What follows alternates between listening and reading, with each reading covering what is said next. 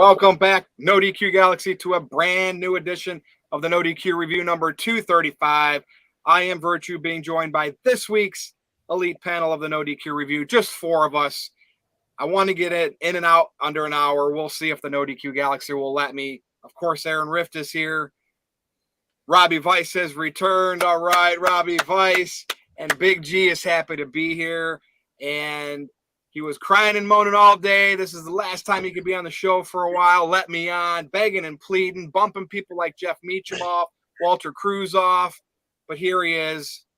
Big G, what's going on? Nothing much. Like I said, starting my new job tomorrow at Sheets, so that'll be fun. We had a good week in wrestling this past week, so like I say, let's get this ball rolling, baby. All right. And Robbie, how's it going down there in the man cave? I'm in the smallest room that's basically almost the size of a closet. You have this huge man cave basement. What's up? Yeah, I do. I love my little area down here. Man, everything's been fun. It was actually an interesting week in wrestling across, I think, both brands that I watched.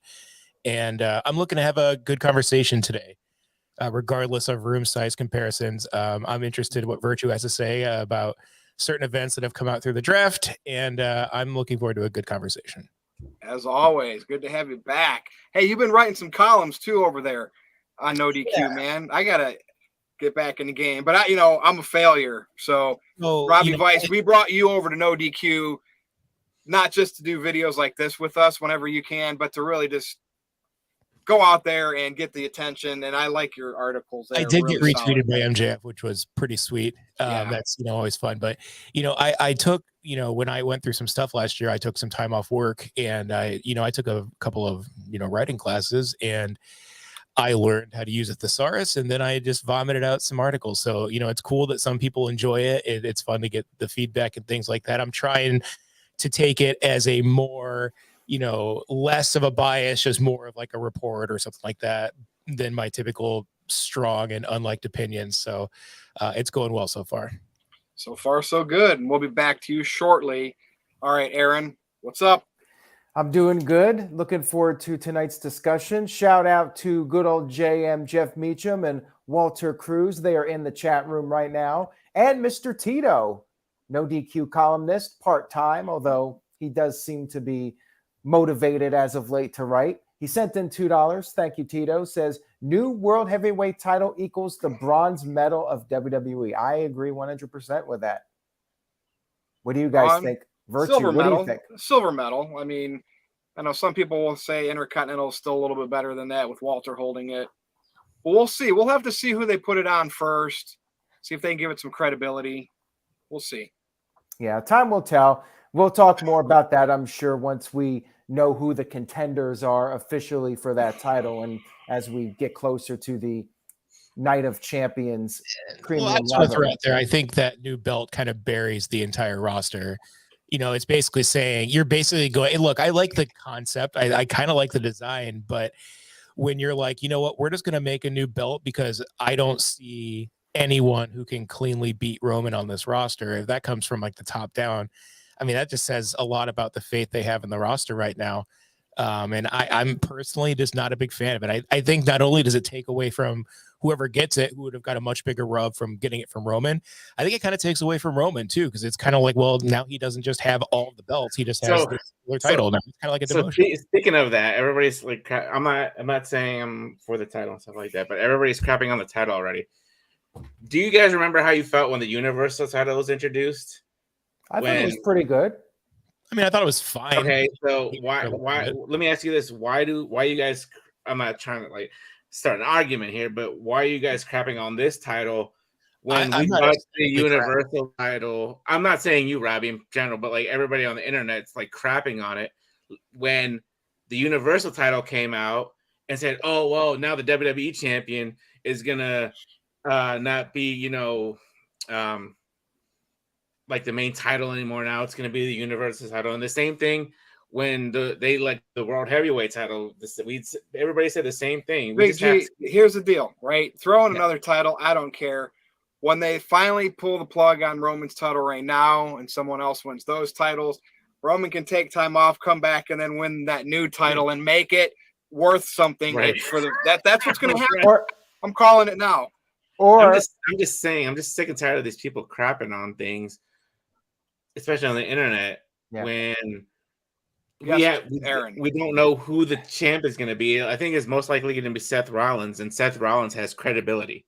I mean, he should really be going for Roman Reigns, but I think Virtue made a great point on Twitter. Maybe Brock Lesnar is the one that wins that title. Nobody's going to say it's a secondary title, even though he did technically lose to Roman.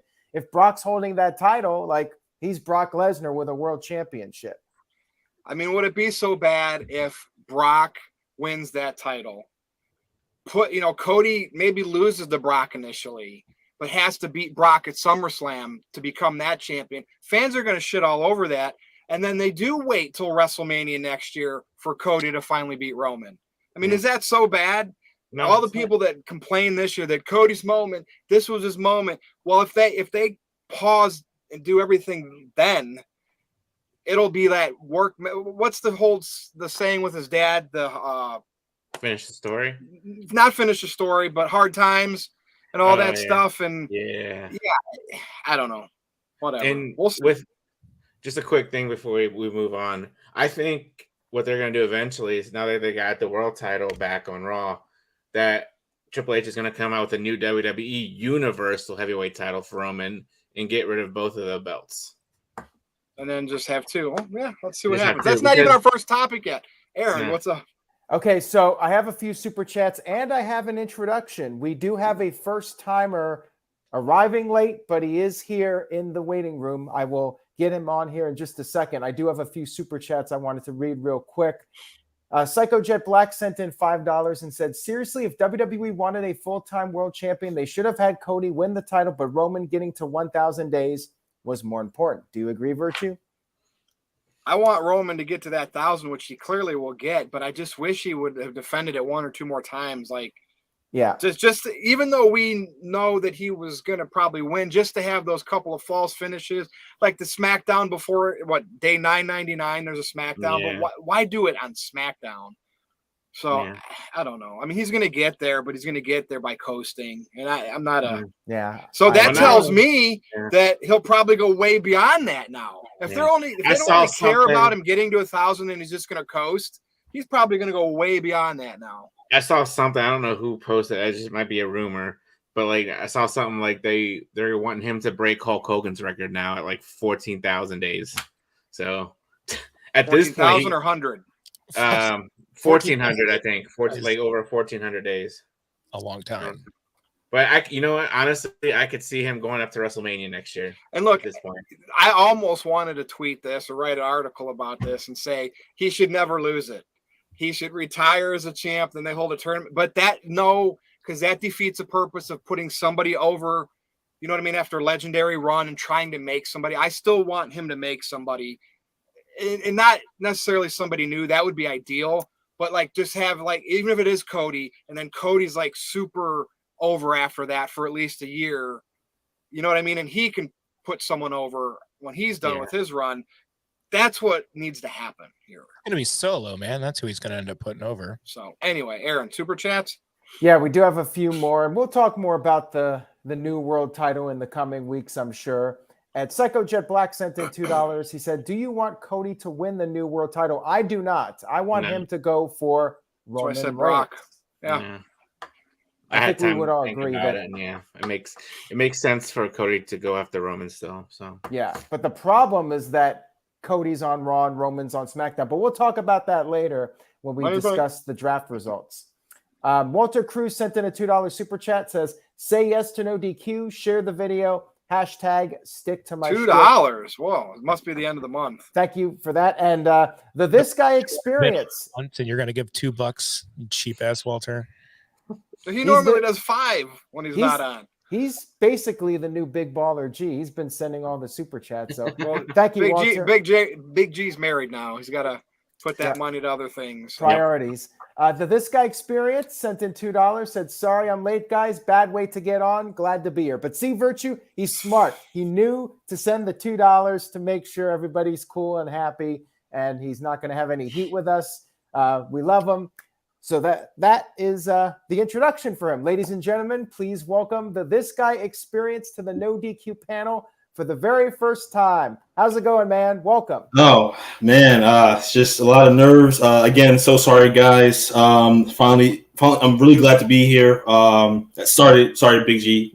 Don't mean to take your stick. But yeah, it's been a long time coming. And again, I was having some computer issues earlier. I don't really use my Mac for like videos or anything like that. Just like typing documents and stuff like that. So the setup kind of took a little bit longer than I thought it would. Okay. But how are you guys? And again, like, so sorry for being late. Won't happen again. Not a problem. And welcome. Apology accepted. Apology accepted. And if Big G's happy to be here, you're happier to be here. How about that?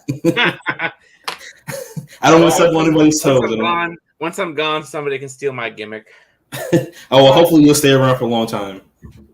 Now, real quick, Psycho Jet Black, Virtue, you wanted to go less than an hour, but Psycho Jet Black may prevent that from happening. He's kind of like the big baller these days. Psycho Jet Black's always sending in the super chats. Where's that future Endeavor guy? Endeavor representative. He's been sending in the super chats. But anyways, Psycho Jet Black sent in $5. He said, worst case scenario, they're going to have Roman Reigns versus Dwayne Johnson at WrestleMania 40 for the title. I would rather have Braun Breaker, Cody Rhodes, or Solo Sikoa than see Dwayne Johnson again. This Guy Experience, what do you think about that? Do you want to see Roman hold the title until WrestleMania 40 and fight The Rock? Honestly, I've been sending super chats for the last couple of years about that. Having Dwayne, as CM Punk would call him, Dwayne, face off against Roman, it's just too predictable. We already know the outcome. Shocker back in 2011, 2012 when The Rock beat Cena. I mean, that's crazy, but they're not going to do a repeat all these years later. And on top of that, the last time, his second match, in a chance in a lifetime, he got injured. And then on top of that, he has so many projects that he does nowadays. It's just, I feel like it's just kind of a waste of time. Like, it's a cool spectacle. That's what wrestling is. But like, ultimately, like, for long time storytelling, I don't really care to see it because, like, for one, we can also just buy a video game, create The Rock if he's not already on it, which he's always on as a legend, and then have Roman beat him or have The Rock. I mean, whatever you want to pick your poison. But as for seeing it in real life, I really don't care. Like, if he was, I guess, ready, and me being late, saying ready, if he was ready back in like 2014, 2015, 2016, whatever, to be on a level that Roman currently is, like, I mean, I'm saying Roman, if Roman was on where he is right now, back in like 2016, 2015, whatever, after the Shield, sure, it's still a possibility. The Rock is younger, more nimble and stuff like that. He had the Fast and Furious projects to still deal with and stuff like that, but he's still, it would be a little bit more unpredictable. And on top of that, if it was like right after the the Royal Rumble, boo, like, we don't like you because you're sticking up for Roman. Awesome, cool. We could say he's like, oh yeah, he's trying to get his I guess not heat back necessarily, but he's trying to get more his favoritism back from the fans. But I just feel like it's way too late for this. Yeah, I agree with you. And one thing I've talked about before is that they should really have the match not be for the title to make it a little less predictable. Maybe Roman Reigns could lose to The Rock in a non-title match just to silence The Rock, or silence Roman Reigns, I should say. Psycho Jet Black sent in a $2 super chat. He said, imagine Dwayne Johnson versus Roman Reigns twice in the lifetime. I mean, we could get that.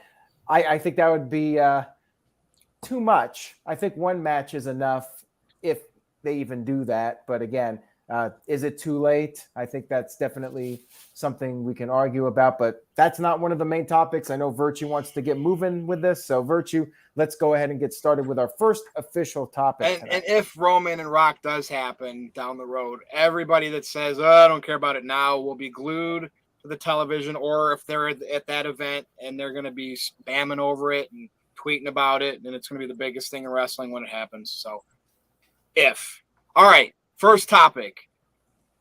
When you work for WWE, you got a couple million people that watch you on TV every week. You know, you can do stadium shows a couple times a year, and you can give that away. You give that all up, no matter where you are in the card. Take some time off, and like Mercedes Moné, you can end up in New Japan and over there with that niche fan base. Great. You want to be a wrestler, not a sports entertainer. Perfect.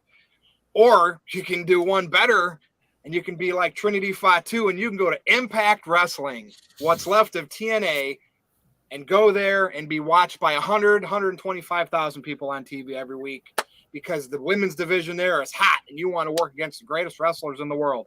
Fantastic, great career move, Trinity. And the thing is, you're married to somebody that has a prestigious role right now in WWE with this bloodline thing, and you want to give that all away. You're probably getting paid good, still a champion, still going to fight for women's titles whether you win or lose, and you're giving it all up for Impact Wrestling. Robbie Vice, kudos to formerly known as Naomi. Great career move, because everybody can go do exactly what Cody Rhodes did, or they can be the next Matt Cardona and try to be an indie sensation. Bravo. What do you think here? I mean, I think it is a great career move, because I think, look, she has not been the only thing that people have talked about with Trinity is, where is she? When is she going to be coming back? Is she going to be part of the bloodline? I don't know if there was any type of injury. I don't know if there's anything mental. I really don't know why she's been out as long as she has been. I don't know if it was just her waiting on a contract. I don't know enough of the details to even make that, assumption or whatever. But I think her going to Impact, yeah, I mean, is she going to have the same, don't want to say impact as Cody Rhodes? No. But, they, you say what you will, they do have a solid women's division over there. Right now, I would say rivals what WWE has. So I think at the very end of the day, this is a good career move, because if she goes over there and she's a huge fish in a small pond, she's going to look larger than life. That's, getting the fans to see her, celebrated as such a big deal, big attraction, gives her that benefit. And, being married to someone who's in WWE, who's part of such a prestigious storyline and history with the family, that basically means that she's going to be allowed to come back whenever she wants, because there was no bad blood or any kind of stories like that came out when she left, at least, that I saw. So, yeah, I think if anything, she really has nothing to lose. Her husband's still going to make millions of dollars. She's made millions of dollars, and now she gets to be, the brightest star in the sky for a little bit. And I just don't see how that would be bad for her or her career. She walked out on a contract. And, I can't believe anyone would hire her, knowing that she did that. I mean, 2-3 weeks from now, nobody's going to care about talking about Trinity Fatu. She's not in WWE. I mean, shit, if she was in AEW, we could probably have this gag go on a little bit longer. But preach it, Robbie. That's how you feel. A few weeks, nobody's going to care about her. Big G. Yes. That's just my opinion, though. Robbie had his, and that's why we have this show. What do you think, Big G? I mean, good for her. I like Robbie just said, in WWE, it looked like she really wasn't going anywhere the past couple years. She started out with the Funkadactyls with her and the other girl, and Brodus Clay, and then she left. Or they didn't leave, but she did her thing with the whole glow thing, and she won the women's title once or twice in the tag titles with Mercedes, and they were disgruntled. What they did when they walked out, they really shouldn't have done that, but to each their own. And she took her time off. She did meet and greets at conventions, probably did some modeling stuff, took some time off just to relax and get away from wrestling and let go, or get rid of being burnt out from being in the wrestling business. And so, she went to Impact. Impact probably gave her a good contract, good money for not having to wrestle as much as she did in WWE with the house shows and stuff like that. So good for Trinity. She's still doing the glow thing in Impact, it looks like. So we'll see how far that goes. And eventually, Jimmy's still in WWE, so we'll see if she goes back one day and joins the bloodline. So, like I said, good for her. And there's so many wrestling companies out there. You're never gonna be without a job in the wrestling world. Even if it's one of the major companies or it's the independent, there's so much wrestling out there that you cannot have a job unless you're blackballed. So, like Marty Scurll. Yeah, there you go. You know what's funny though? He's still doing conventions though. I mean, yeah, dirtbags will pay money to see other dirtbags. That's been proven through time. Now, this guy Experience, here's the thing. Naomi, because that's what I know her as. Could she come back to WWE? Absolutely, right? Jimmy's there. If she does, and Vince still has some power, she's going to get buried on TV. So therefore, she knows that she won't. It would have to be long past the Vince era when Triple H is fully in charge, because she walked out on a contract. Tito was saying, well, Stone Cold walked out on a contract. He was the largest star in wrestling. He had that power. Naomi is not anywhere close to that. And think about this. Punk, when he left, I don't really think they treat that the same anymore, man. You leave now, that's it. So if Punk comes back one day, never say never. But is Naomi, she going to come back and really be anything? So I don't know. I think she made a mistake to leave, because I felt like she followed Sasha Banks. If these were two separate occasions, okay. But like if she followed Sasha Banks and Sasha Banks screamed she was doing it just for her, hey, I'll help you out, Naomi. Oh, hey, thanks for you're going to Impact. I'm going to do New Japan. What do you think about this? Well, hold on a second, though. You think that she would have been better off staying, whereas I think if she would have stayed there with the way they treat her, she had gold. She was going to face. She had gold. She was going to be putting. She was going to be putting women's title matches, even if she was going to lose. She's giving all that up just to go to a little mediocre Impact and win their title. Win the biggest title and get a lot of eyes on her and get a fan perception that she's a big deal, because she ain't getting any eyes on her other than diehard Marks. Comes back.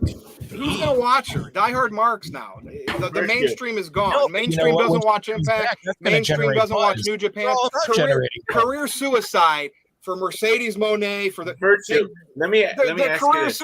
She already can't. Sasha Banks is already fumbling and stumbling. No. I mean, that's awful career move, because they think they're these larger than life stars. Be the biggest they want to prove WWE wrong. They're marks for themselves, and I hope failure for both of them. You don't walk out on a contract in a company. Like you don't. You just don't do that. That's the biggest disrespect in the world. If they would have kept their mouths shut, let their contracts expire, then go do whatever, okay. But yeah, I can feel this way, because business is business. When somebody breaches contract and just leaves you high and dry, that's disrespect. That's you don't have respect. No respect. Like that. That's the thing. I would be probably singing a different tune here if they let their contracts expire, like a lot of wrestlers do, go on their merry way, or if they were released. Like WWE could have released them. That's their decision. But they just walked out because they weren't happy. So things are either wrong or they're not wrong. So her walking out of that thing. So you will have to say that at the same time, Steve Austin was just as wrong for doing the exact same thing. I just said Steve Austin, only reason why he gets a pass is because when he did it, largest star in the game, he had the leveraging power to do it, and he came back. And it was unprofessional. It was unprofessional. It was unprofessional, but he's still. Naomi doesn't have that. Even Sasha Banks, they didn't have that leveraging power. Probably should have worked out your contracts. All right, this guy experience. You are on the floor here. Thoughts on Trinity, Fatu, and Impact Wrestling? Welcome to the NoDQ review. Thank you, Virtue. Thank you. Right. Well, in preparations for this great moment, I did watch a couple of the debut clips on YouTube. Unfortunately, I was eating dinner at Texas Roadhouse at the time, so I didn't really hear everything that was going on. It was pretty good dinner, but anywho, I agree with all you guys. I mean, just like my own opinion. It's a combination of both, because if she would have stayed in WWE, then yeah, she wouldn't go anywhere. She'd still get the big bucks. Strong possibility, and we would saying that for the longest time. Aaron was saying that for the longest time. Add her into the bloodline, but I don't know why they weren't doing it. We just have to speculate until time ends, whatever, just to figure out why didn't they put it in the bloodline. If she would have stayed in, like, I definitely agree with you, Virtue. Have her let her contract expire, because it would have made more sense at that point in time. Or if she got released, like, yeah, go do whatever you want to do. Go like come back like Braun Strowman, Bray Wyatt, whatever. Have your time off, this, that, and third. But Sasha, for one, she walked out twice, so she already has a bad reputation with WWE. Like, I'm pretty sure they're going to bring her back. Like, as you guys always say, Warrior came back, so like, yeah, definitely Sasha can come back. But it's going to be, she might be coming back like Alundra Blaze, like years, like at the Hall of Fame level. She's not going to come back in like a wrestling capacity. And as for Naomi, I definitely agree. She followed her friend. Like I have like cool like support your friend, but at the same time, you still have a family that you have to like support. And granted, your husband, he's probably making. Well, we know he's making more money. I mean, just based on the roster and stuff like that. But you still, and also like Robbie's right though. She's going to become a big fish in a small pond compared to in WWE. It's the ocean. It's the planet's like water in general at WWE compared to Impact. Now nobody fishes at that pond though, bro. That's true. I know, but how many? I don't know the demo. Like what 10,000 or whatever. I really don't know. But what eyes she can see, if it's a short contract like deal, like what 6 months to a year, whatever, she gets her dates going, she gets paid, whatever, and then she can move up the like if she wants to start from scratch, like try to be like Cody, cool, but like. She should have did like Cody did, let himself get released, wait your contract expire, then go try to build yourself up. And at the same time, Cody, no offense to Naomi, Cody was younger than she is now that she got released last year or whatever. So he had time to build himself up to be a main event guy. She was already a main event. She like 2-time women's SmackDown Women's Champion. So, I mean, she kind of, and the sad thing is for the women's wrestlers, they don't have like a next like peak to go to. I mean, even to a certain degree, the men, they don't really like once you become world champion, you're just gonna go back down. You either stay at the top like Stone Cold, Cena, The Rock, Taker, Roman, Kurt Angle, whatever, or you fall down a ladder. Like, gosh, oh my gosh, how many people fell down a ladder? The easiest person you could think of, Jack Swagger,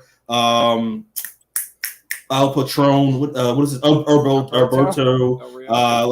just a dozen people that we can name that once they hit the mountain at the World Championship, they just plummeted down. Unfortunately, Bobby Lashley's kind of going through that. They kind of have him in flirting with the World Heavyweight Championship. So for the female wrestlers, they can't do the same thing. Like once they get that main title, they keep it. It's all downhill from there. As much as I don't like Becky, and I really do not like Becky Lynch, she's like one of the very few exceptions of she reached them on top. She's pretty much going to stand on top.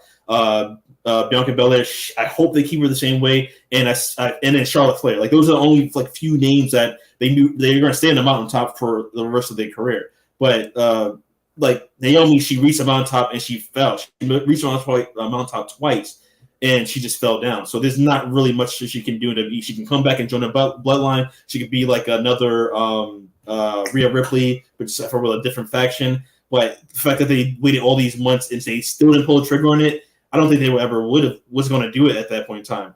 And like I said before, if her contract with TNA is short and they say, okay, she's getting buzzed, cool, we can bring it back. And like you said, Virtue, we didn't hear any too bad things. Besides her walking out, other than that, there was not really that many bad things that we could say about Naomi with the company compared them to. So she has a good chance of coming back as long as she doesn't like shoot or run her mouth off like CM Punk did or whatever. Right. That's what the narrative, though. I want to say about that. The narrative of leaving WWE. This is what fans hear through dirt sheets or whatever. The narrative of leaving WWE because it's toxic.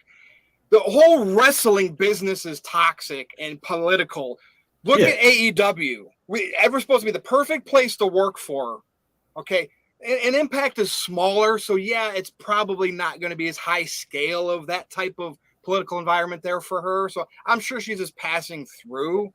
But that's the thing. It's still you're going.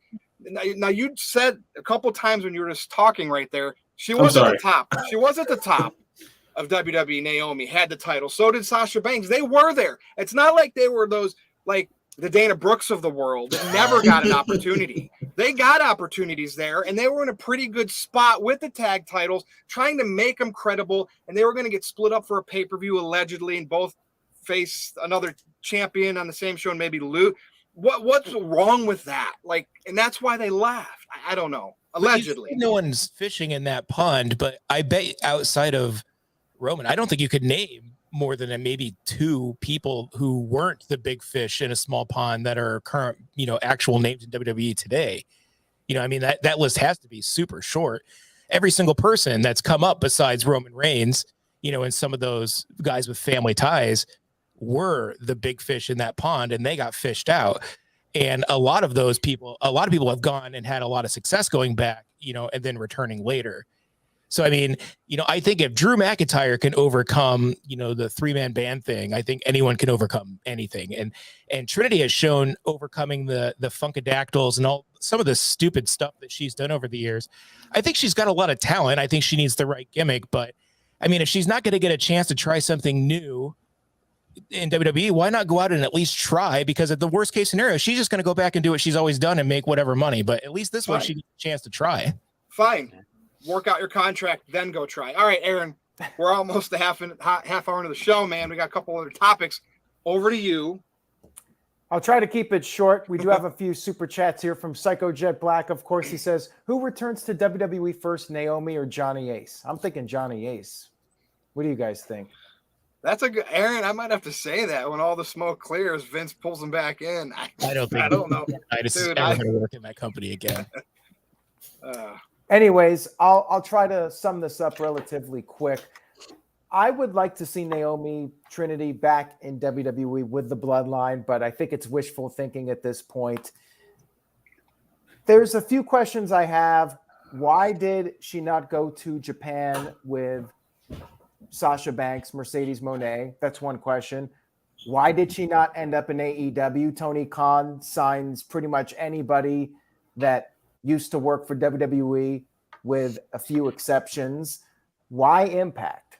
Now, people are saying, well, Cody Rhodes went to Impact. Drew McIntyre went to Impact, and they did well. But Bobby Lashley. But Impact was bigger than it is now, I should say. Impact was what, on Pop TV 2015, 2016? Yeah. They still had about 400,000 people watching the show. And at the time, Impact was the number 2 promotion. Now, Impact, despite the quality of the show being better than it was, people always say that Impact's better now. The women's division is good. It's at best number 3 right now. And some could argue Game Changer Wrestling's bigger. Some could argue MLW is bigger.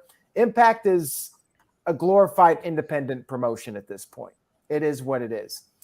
It could be a positive for her, gives her a different environment to work on her character, work on her matches, and just make herself a better performer. And then she can go back to WWE. You have to think that the door is always open for her to go back because of Jimmy Uso and the marriage between them. She could easily come back and be part of the Bloodline. Other people might not have that opportunity that she has. She might be able to get back in relatively easy compared to others. I do hope she goes back and joins the Bloodline, but we could be having the split of the Bloodline sooner than later, and I really feel it's unlikely. And whatever happens with her, I wish her the best, and I don't know if the Impact run is going to help out for her long-term. Time will tell. Remember China? She left WWE, and her stock quickly plummeted. Now, it's a different era. There's a lot of options. Back then, China really only had NWA, TNA, and they were very small at the time. But now you got AEW perhaps, but why isn't she there? You got Japan. Why is she not there? Who knows what's going on with her? But whatever it is, I wish her well. And that's pretty much all I have to say on that for now. And yeah, go ahead. I just had one more thing. The character issue.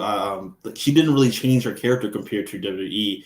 And I forget who just said it a few minutes ago. If she changes her character up a bit and I guess kind of evolve and come back as a different character, because we had Cody Rhodes and Drew McIntyre, Bobby Lashley. They had a character when they were at WWE. Then they went to their various things, obviously all of them, TNA, MMA, blah, blah, blah. And then they came back as different, superior versions of themselves or completely different characters in general. And she's doing the same thing she did. This night, first time, she has time, but I want to see her change. And can we also see her come back in a Maria capacity, like Jimmy's? Like she married to Jimmy or Jay? Which one was she married to again? Jimmy. Okay, could let's hear now. Jimmy, he's IC champion or United States champion. Could she come back and be his manager? Help cheat to win for him and stuff like that. Could we see that in the near future? That'd be interesting. Yeah, I mean, I don't know what the deal is with her contract, if she's going to be an Impact. Apparently, she's going to be there for a little bit at least, and time will tell on that. Another name that you could mention is Matt Hardy. He did the whole broken gimmick in Impact, and WWE brought him back. But that's exactly the point. Will she do something different, and WWE will take notice and be like, well, she's worth investing in? But again, as Virtue pointed out, they walked out. And it's different from like Cody Rhodes getting out of his contract or somebody getting out of their contract because they're unhappy. Like even Brock Lesnar in 2004, he left, but he put over Goldberg. He showed up at WrestleMania as advertised and did the job. Naomi and Sasha, they should have dropped the titles. If they wanted to leave, they should have dropped the titles and said, we're going home. They just walked out as the champions. And can the company, if you're running a major company, are you going to be able to trust these people again? Because what's stopping them from doing it again other than threatening a lawsuit? And to be fair, say they worked for AEW and walked out because, I'm Mr. WWE and don't like AEW, I would be saying the same thing. You can't just walk out on Tony Khan and his contracts like that. No. And I'm just, even if it was Impact, you just don't. Like, it's not fair to those promotions. No. Right. And fans, like they let down we talked about this. They had like kid fans, girls that they let down for that period of time. That's what it's all about. No, yeah, very true. All right. We got a few more super chats and then we'll move on here. Walter Cruz sent in $5. He says, a little weird that they left together, but did not go together to the same company. But as long as Trinity is happy, that's what really counts in the end. Yeah, that's true.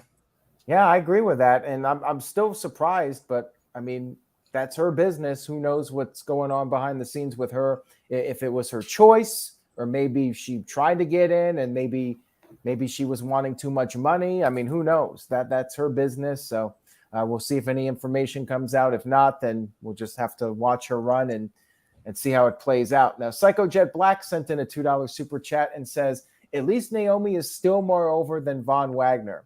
Well, Von Wagner is going to be on the main roster now, so we'll see how that works out. That's going to be interesting. And Psycho Jet Black sent in $2, and then we're caught up. Says, Virtue, are you in, Mark, for yourself? Why or why not? Thanks for the $2. You paid to ask Aaron. You paid Aaron to talk about me. So sure. That answers the question, I guess. All right, we're caught up. All right. Hey, this doesn't have to be a long topic, okay?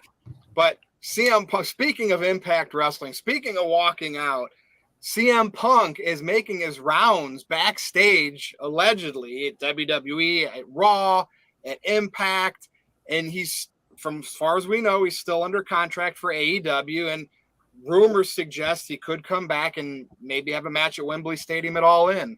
And this is CM Punk to me being CM Punk, putting himself back out there, getting people to talk. Sure, you're seeing friends, great, that's fine. That's really what it's about. But just the fact that he's showing up at these other promotions and he knows it's going to get talked about because the moles will leak it. This is just great stuff. Big G, don't really have to elaborate much on this, but I think he's CM Punk being CM Punk. What do you think? I think he's just there seeing friends. I mean, he was there at Raw apparently talking to the Miz, hashing out whatever they had in the past. And I guess he tried to talk to Triple H, but they told him to leave. And now he went to Impact, seeing friends. They were in Chicago. He lives in Chicago. So why not go to the show and see your friends, and have a good time and enjoy the show? So, and like you said, he might be out there, just somebody said like testing the waters or whatever. But honestly, I love the pictures. I love the pictures with the talent that are coming out. Yeah. That more of those, please, because the look on his face, I love it. This is why he blocked me a couple of years ago. I called him a Master Carney. Dude, he's great at doing what he needs to do to get attention. And there's no disrespect when I said that. Like, he is great at getting people to talk about him and getting people to want to pay to see him. And hey, if you're going to go see friends, Big G, make sure some of those selfies get out there on the internet, right, where you control the internet in the wrestling world. I love it. Anything else you want to add? Like I said, we don't have to talk too much about it. No. All right, this guy Experience. Don't know how your feelings are with CM Punk. Will you badmouth him? It doesn't matter. It's your opinion right here on the review. What do you have to say? No, I mean, CM Punk's one of my favorite of all time. Similar to you, it's going to be short. I just think he's trying to work us fans, trying to get his name out there, trying to get more money possible. I don't know if the contract with AEW is done, but I mean, if WWE finally comes knocking, get like some money to him, or even jokingly saying this, UFC. I mean, since WWE and UFC are now family. They want to give him some more money to come back. I mean, maybe, but that's. I just think the Chicago one, he just was there. I mean, that's his home. So he just like, oh, let me just go down the street and check on some people. And if he goes to like another, I guess, indie show or wrestling place, whatever. I still think he's just trying to just get his name out there, just because he's taking a vacation from AEW. You know what I want to see this guy experience? I want to see him have a match at Wembley at All In. And as much as I do want the Omega Young Bucks stuff to play out on TV, I wouldn't be opposed to him versus Chris Jericho, but with one caveat, because we've seen that in WWE. I believe Punk went over him almost every single time. You know what I'd like to see? Career-threatening match at Wembley Stadium, Jericho and CM Punk. That would have some stakes. But anyway, think about that. Robbie, over to you. I haven't heard you for a while, but I know you like to talk about CM Punk. Maybe you don't. I don't know. Have at it. No, I think this is a non-story. This is just a dude who has been in the industry for a long time. He wanted to go see some of his friends. He took some selfies, and he probably got a good chuckle knowing that a bunch of people are going to talk about him like we are right now. And I think that's all there is to it. I don't think it's a big thing. I don't think he's trying to like get under the skin of Tony Khan. I don't think he's trying to get back to WWE.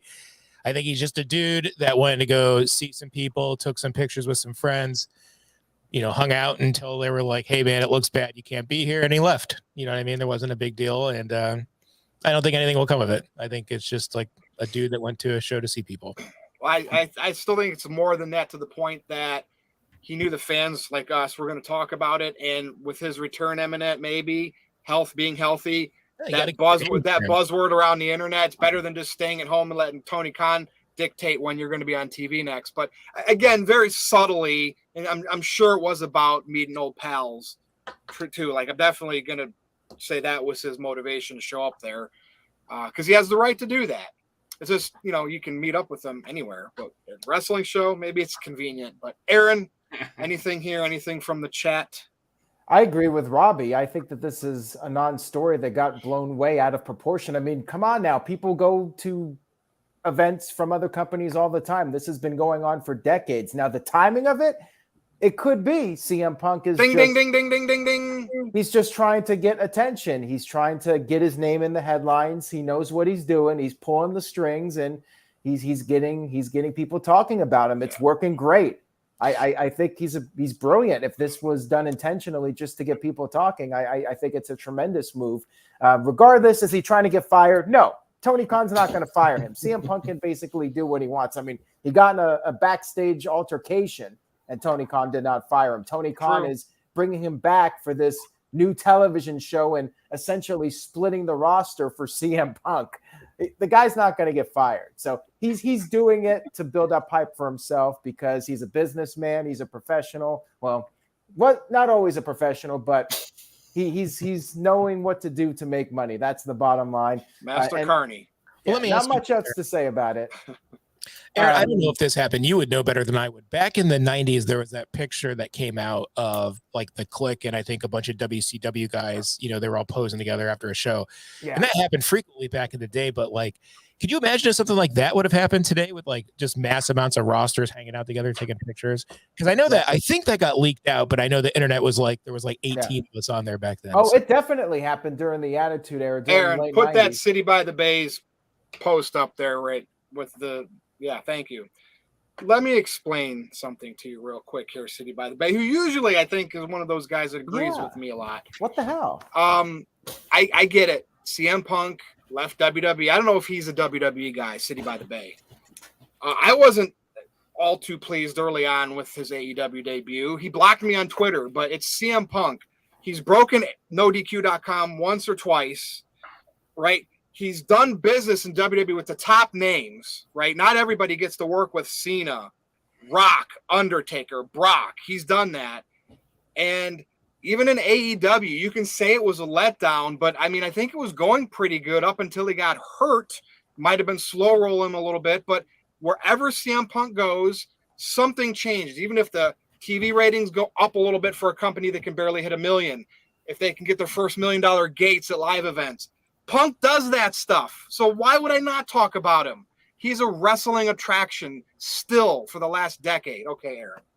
Yeah, and to say that he's been a dud is complete BS. You look at the numbers, he actually got Rampage over 1 million viewers. He sold out the United Center on a rumor, and AEW business was doing pretty solid. From the East Coast to Chicago to be there that night. Exactly. Like people care about CM Punk. He drives traffic to the website. I've brought this up numerous times. Even now in 2023, when there's a CM Punk headline, traffic spiked on Monday when that report came out.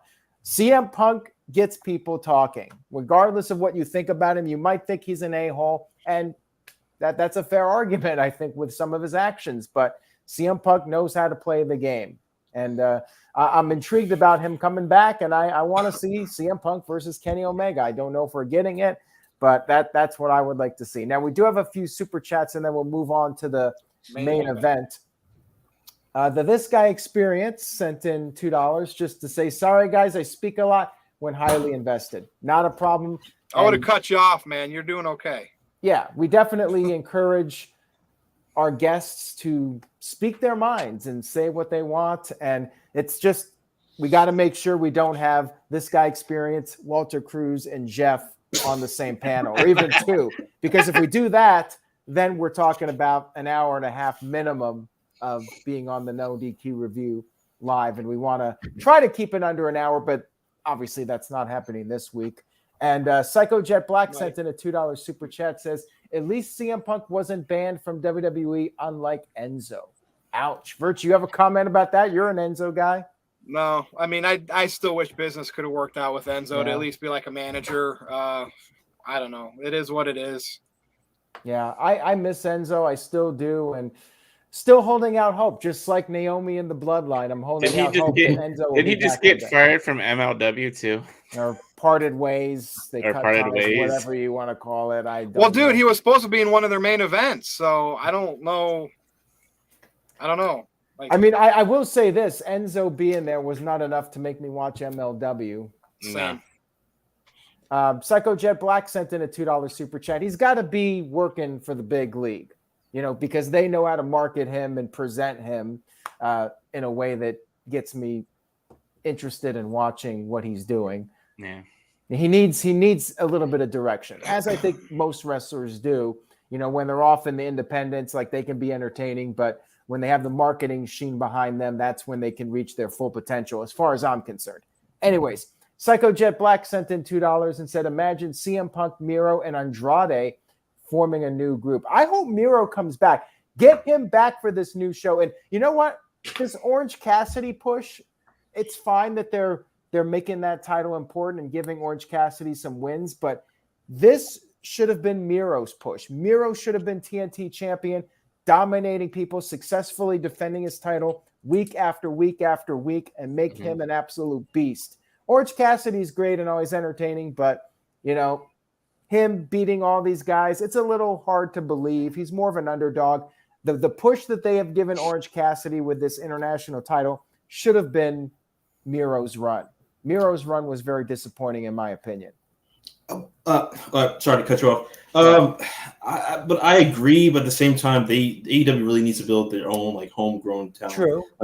Rusev, Miro, whatever you want to call him. He's one of my favorite as well of all time. But at the same time, if he had that kind of run, you're like, oh, it's not NWO, it's WCW all over again. It's TNA all over again. The WWF/WWE guy getting all the power, all the pushes, whatever. So I'm glad they have someone stably growing and getting better. At least in WWE, Rusev was on TV.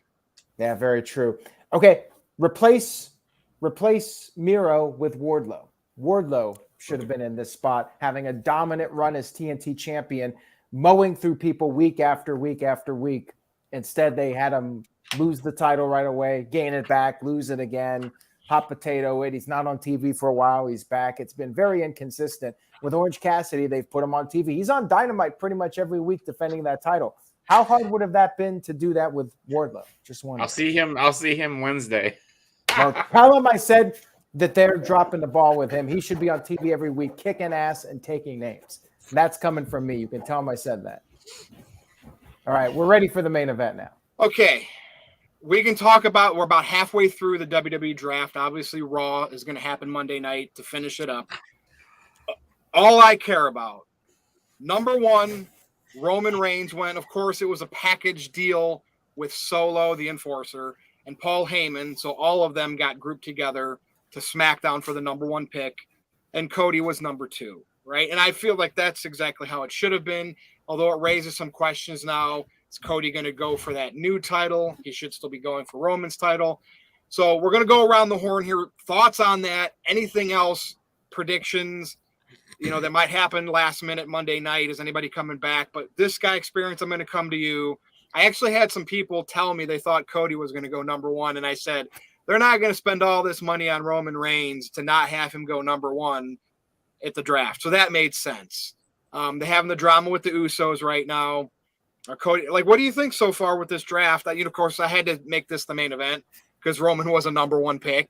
I'm going to flaunt it. The NFL draft was just the other night. What do you think here? I have no problem with Roman being number one. He is the number one guy in the company and arguably the entire industry right now. My only issue is, why is Solo with him? Paul Heyman, he's the manager. Makes sense. I know back in the day of the draft when everybody was eligible to get drafted, he would have probably got switched to another roster, but we're not in those good old days anymore. But I don't know why Solo is there as a package deal. That's the only thing that annoys me. Well, here's the thing, this guy, they said the bloodline. Are the Usos temporarily kicked out, or are they still part of the bloodline? Because that's where it got confusing. I know they're kind of on the outside looking in, but they're, how they do factions together. The bloodline's the hottest faction in wrestling. That's why I think they did that. But I can see where, to your point, where it's confusing, because where do the Usos lie? But back to you. I just wanted to point that out there. No, you're fine. And for Cody, it's just so many things I have an issue with. Not so many things to issue with. All right, Cody, for this line, because I'm trying to. There's happened. I was trying to recall a similar situation where a draft where they had two people rivaling against each other, and then they moved the other guy to a different thing, and they continued the feud for 2 more months, and then they just disappeared. And I can't remember what feud that was. I want to say in the 2010s, but anyway. And just for the draft so far, okay. Besides the Cody thing, it's kind of annoying. I agree with Aaron on what he said about no, it was Jeff and Aaron both said that on the review on Monday, not the review of Monday Night Raw. The world title, what it means is annoying and is insulting, but that championship looks fantastic. If the money to get that, man, oh my god, that's one of the best newer titles that they have designed. It just looks fantastic, but the downside is what it just represents. And it's funny how the Universal trash, the original Universal Championship, looked like hot garbage. Should have been in the trash. I wish I could switch Nikki Cross throwing the 24/7 championship with the Universal Championship. That thing was hot garbage. But the prestige of the Universal title, if they could just switch it around, that would make me so happy. But it's just the consolation prize, pretty much. If they would have just defused the title and then just changed the WWE Championship to that title, cool, makes everybody happy. I understand Roman needs to be the face of the thing, but by having him have 2 championships and then what Triple H said on that, it just kind of drags everything down. Bianca getting switched over to SmackDown, kind of cutting her run short. I don't know who has the longest run right now. Who did they say that has the longest Raw's Women's Championship run? Is that no? Mark Cole said she's almost there, but who was the original one? Who had it the longest? Because that's what he said on Monday night. He said she's almost at the longest running championship reign, but by this time she's gonna. I don't know. That's what I'm thinking. I think it was Becky. That has to be Becky, right? She had it Michael Wayne. Tell us. Yeah, it must have been Becky, but Michael Wayne would know. He knows all this stuff. Yeah.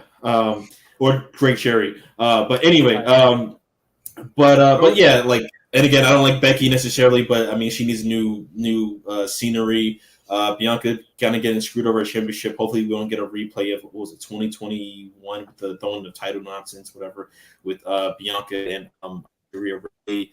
Obviously, where Ripley's going and stuff like that. I mean, tomorrow night's going to be cool to figure out who else is going where. But ultimately, I mean, the main thing is I just miss the good old days when they had either the GMs picking who they wanted to, or they had the bingo machine picking the picks. Like that's pretty much my thing on it. All right. Hey, it is the draft. We know it's all kayfabe, but the fact is they're still doing it until they're not. I mean, I'm not a big proponent of this brand split and having to split the rosters anyway. But Robbie, you've been quiet way too long. The main event time. Robbie's back on the NoDQ review, and he's going to be talking here in the main event. What's up? What do you think about this? And is this another I don't care? No.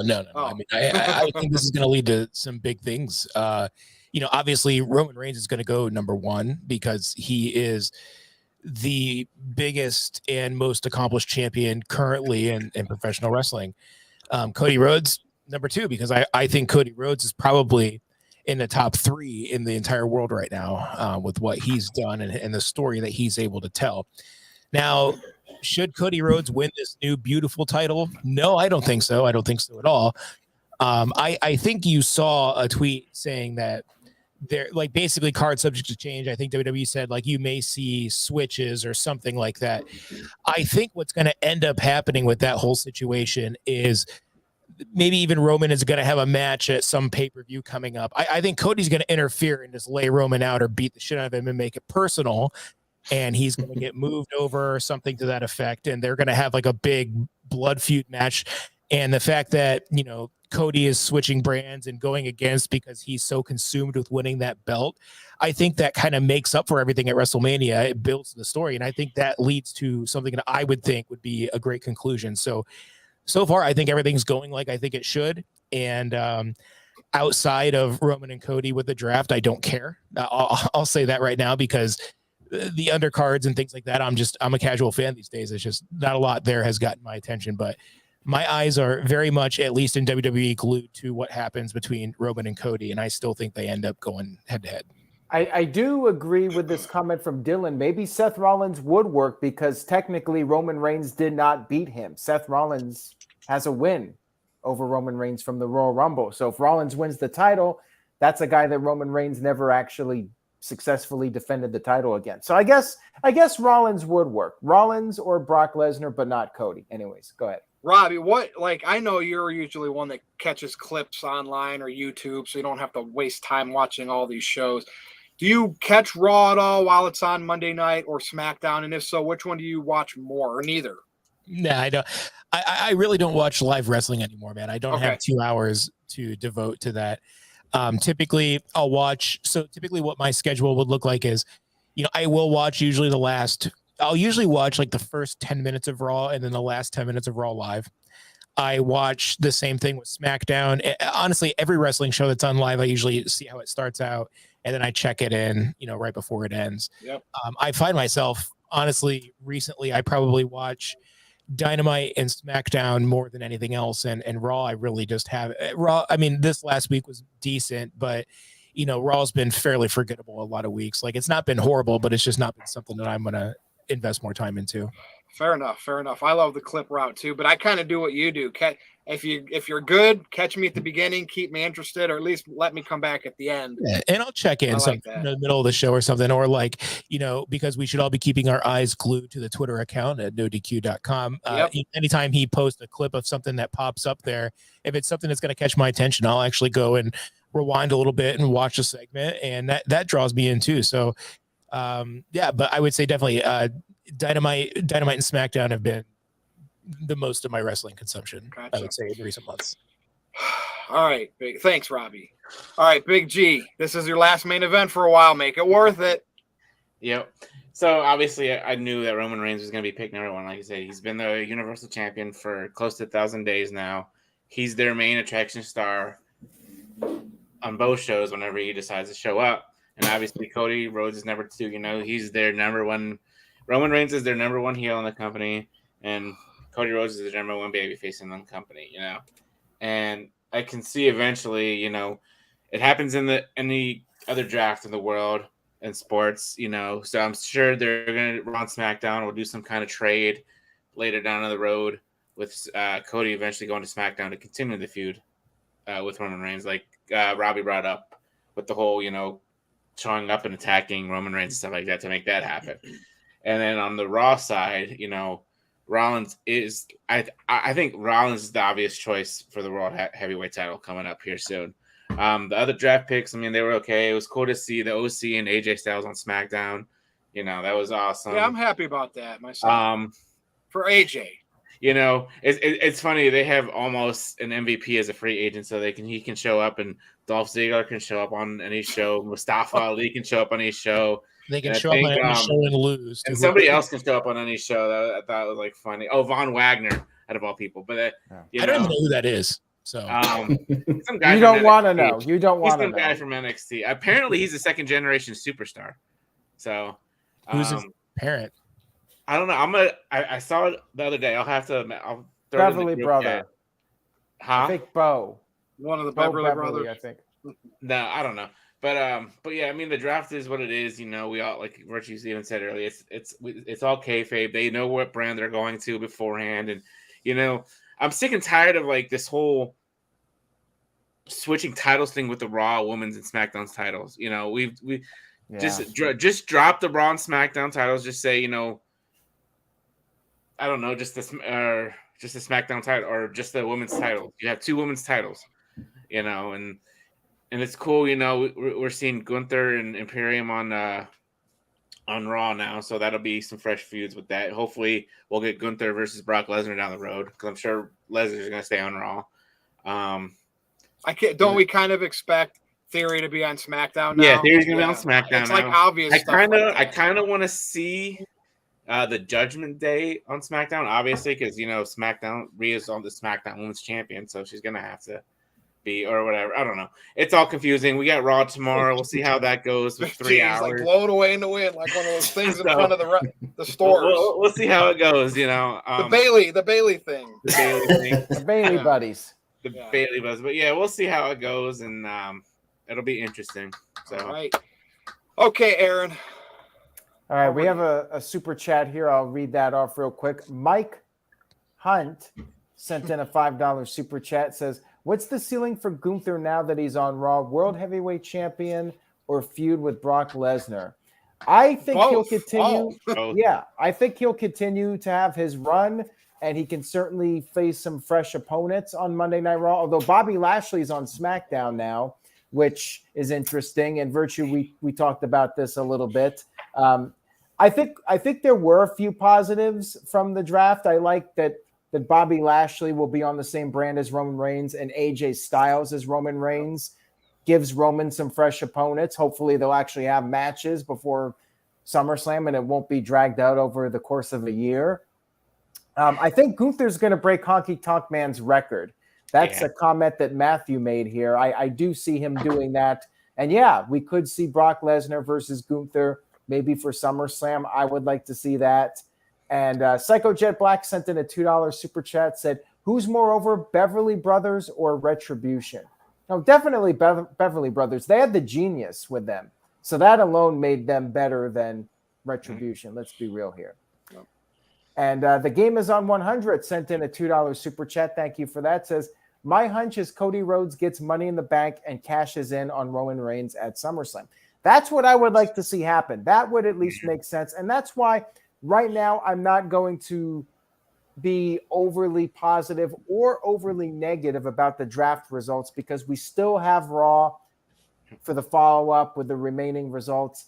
And we'll have to see what they do with the women's titles. Hopefully it's not a swap. And with Cody, I mean, that is a way to get him to Roman Reigns at SummerSlam. He wins Money in the Bank and then calls his shot. He goes out there. He's a man of honor. He's not going to use the Money in the Bank briefcase for a cheap victory. He's going to call his shot. SummerSlam, biggest SummerSlam in the United States ever, challenging Roman Reigns for the title. That's what I would like to see. But for now, we'll have to wait until Raw and afterwards and see how things play out. And it's all a bit confusing, though. Like, I wish they had this all make a little bit more sense. And the fact that they did their supplemental draft on their YouTube video, they didn't even announce what time it was going to be. Like, people were asking, what time is this show? SmackDown, Lowdown, when is it on? Well, they're going to probably do that tomorrow night too.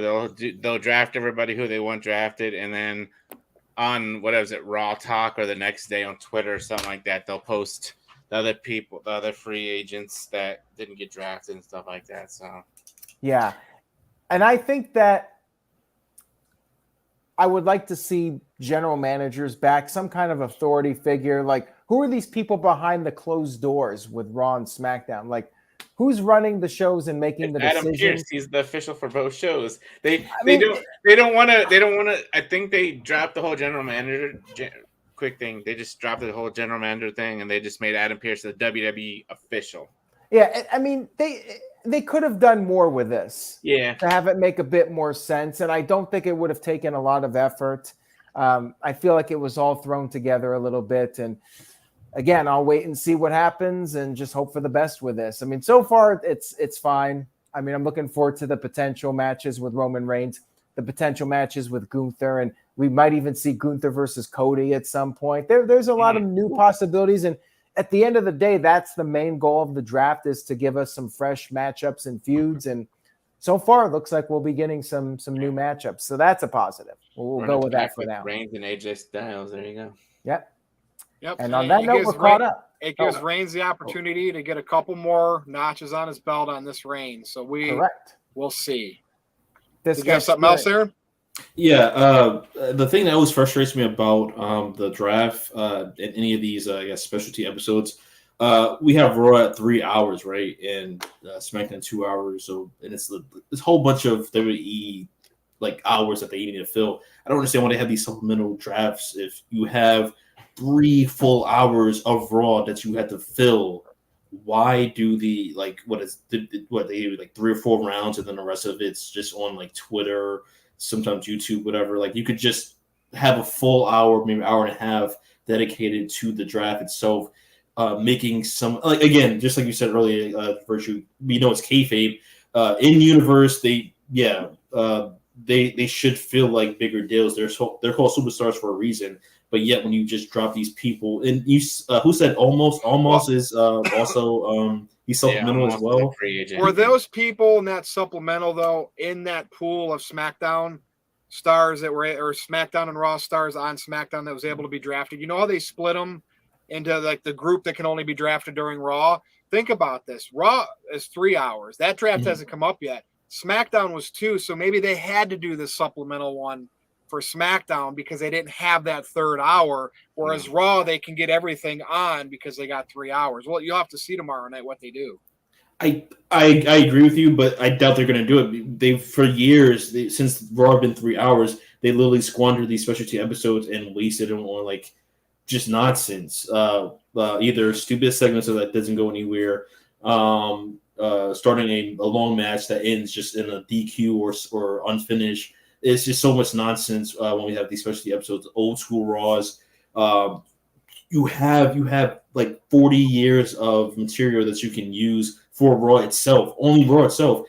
And what do? You just squander it with nonsense and have with the last one with the DX and stuff like that from last year, and it was only 25 minutes of dedication to the old schoolness when you could have dedicated half of the show, if not more than half of the show. Yeah, what was that, Aaron? Raw 25 or something like that, where they had in Brooklyn and and that is just frustrating. I know we're talking about the draft, but I'm just saying, in general, when they have these specialty episodes, it just annoys me, and I'm and granted, I don't watch them live. I sometimes watch the clips, but I listen to Aaron's review, and then I see if there's anything interesting, I just go watch the clips. I'm like, okay, yeah, he was right, that's good, or it's whatever. But for the most part, it just really annoys me. You're squandering all this TV time. You have so many people on the contract, and you could easily just use them. You don't even have to make them obviously we know how the world in general works. There's a pyramid. Everyone can't be at the top. There has to be people to fill at the bottom. But they don't even use the people at the bottom to fill them up. It's it's like a empty pyramid. Like it's like it just makes no sense. Almost, I'm not saying I'm a big fan of his, but he's a big attraction, and you just squander him with this. And I understand what you said earlier about the supplementary draft, but it just annoys me. So hopefully these new people, well, the new places they go, we have like besides new matches, have good storylines. I don't know how many teams they have, but just I'm kind of tired of the same old every year. Like we just have this one. You dedicate everything to Roman, that's cool, but you have enough talents that can be utilized. We can lace them in between other stuff. You always have AEW and Impact. You'll be okay.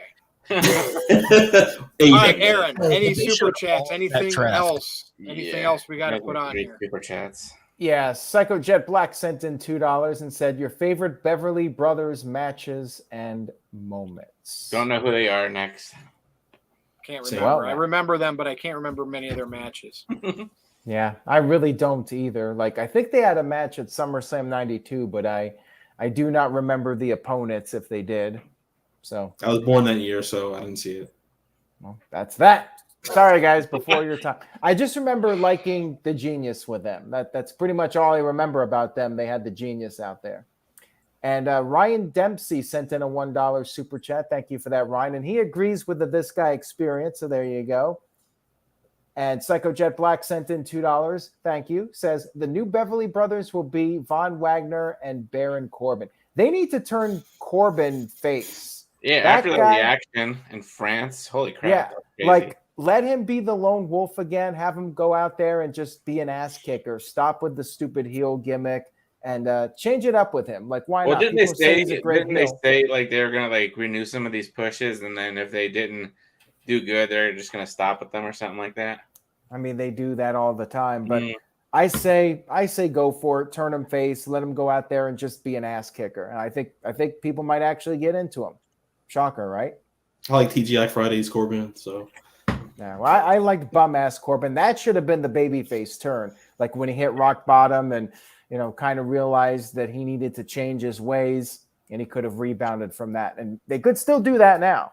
Have him come out there and just basically admit that his own shortcomings were his fault, and he's going to turn things around, and he's going to have a new attitude. He comes out there and just starts beating up people, build them up like a. I mean, he gets a good reaction as a heel when for the most part. So I mean, he could get a good reaction as a face. Yeah, we'll see what happens with him. Maybe that reaction in Paris will lead to the company giving him a renewed push. Time will tell. But my last thing I'm just gonna say, speaking about Baron Corbin, I'm still angry about last year's WrestleMania. They had that whole Happy Corbin gimmick with Riddick Moss, and I think he was the second person to kick out of his finisher, Corbin's finisher. And then what is Riddick Moss doing nowadays? Like pretty much nothing. And that pisses me off. If you're not going to push Riddick Moss to the next level and make him a staple, why have one of the most protected finishers of all time be kicked out of it? I'm still angry to this day about that. Good point. Mm-hmm. All right, so Virtue, I think we're caught up now. All right, well, let's go around and do our plugs. This Guy experience, you go first because this was your debut here on the review. I mean, I really don't do social media. I mean, I'm pretty much on YouTube, like watching clips in between work and stuff like that. So, I mean, follow my channel, This Guy Experience. I have old videos from years ago, but I wanted to start doing some social media stuff, but I really don't have the time. So, I mean, if I'm welcome back on here, maybe next time I'll have some plugs, but right now, nothing. All right. Well, thanks for being on. We know you'll always be in the chat, so I'm sure you'll make your way around these parts one more time. All right, Robbie Vice. You're back. I don't have any plugs. Check back to the NoDQ website. See if I posted any articles that you might want to read or rip apart. Post in the comments, things like that. Otherwise, man, just follow the guys here on their Twitter handles. Follow NoDQ for all your wrestling news, and leave me alone. All right, fair enough. Yeah. Fair enough. Well, and you'll be back. We know. I will be back. Quick. Walter Cruz's Facebook was hacked. Walter, unfortunately, probably clicked on one of those links to win some money, and his account got compromised. So if Walter sends a message to you that seems off, don't click on it. Okay, just throwing that out there. Will do. Thank you. All right, Big G, go ahead. Yep. And if you want to throw that lovely graphic up there. So yeah, on the far right is my Twitter handle, my TikTok handle, and my Instagram handle. You can follow me there. And then on your far left, it'll be the 1 year anniversary of Parker Kane Promotions. We are going to be back at Sled Fest 7, May 21st. We are bringing in the WWE Hall of Famer Hacksaw Jim Duggan. Pre-sales for Duggan are going crazy, by the way, which is awesome. We're bringing in 2 lovely female wrestlers, Danny Jordan and Myla Grace. And then in August, we will be up in New Jersey for Wrestle Bash 2 with Kylan King and Ashley D'Ambois. All right. You got to clarify. And yes, thank you for Jeff Meacham for doing my graphics. I love the guy. You say we. So are you selling tickets? What are you doing for this promotion? Promoting them? Are you selling tickets at least? Or so? Okay, cool. Taking money at the door, putting the ring up. You got to do this stuff, man. Right? No. Okay. Chairs. So I'm not talking. We're not talking concessions. No, you best be doing something for them. Let me explain. So my buddies, they started up this not wrestling promotion, but this promotion to bring in the talent for these wrestling conventions. And we help. I go, we set up, and then when the fans come in, we take the pictures, take their money, and do all that stuff. So. All right, good. Just want to make sure you're working. Oh yeah, of course I'm working. You gotta start. You know what? I work and then I go meet talent. Yeah. Okay. Fair enough. Okay, Aaron.